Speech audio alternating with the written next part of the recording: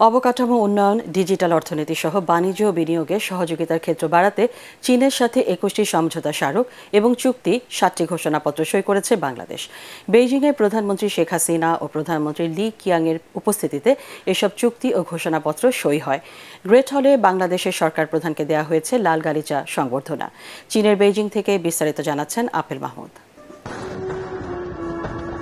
বেইজিংয়ে সময় সকাল ১১টায় চীনের প্রধানমন্ত্রীর কার্যালয় গ্রেট হল অব দ্য পিপলে পৌঁছালে প্রধানমন্ত্রী শেখ হাসিনাকে স্বাগত জানান দেশটির প্রধানমন্ত্রী লি কিয়াং।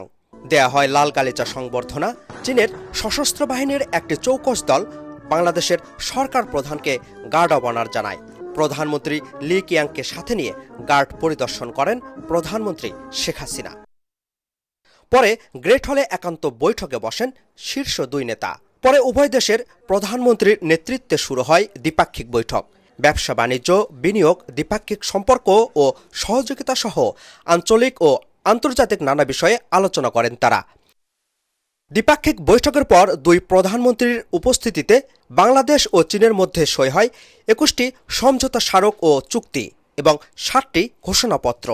এর মধ্যে রয়েছে ডিজিটাল অর্থনীতিতে বিনিয়োগ সহায়তা, বাংলাদেশ থেকে চীনে তাজা আম রপ্তানি, মেডিকেল সেবা সহযোগিতা, টেকসই অবকাঠামো উন্নয়ন, ব্যাংকিং এবং ইন্স্যুরেন্স নিয়ন্ত্রণ।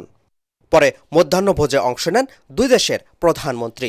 সফরের শেষ দিন বিকেলে দেশটির প্রেসিডেন্ট শি জিনপিংয়ের সাথে সাক্ষাৎ করবেন প্রধানমন্ত্রী শেখ হাসিনা।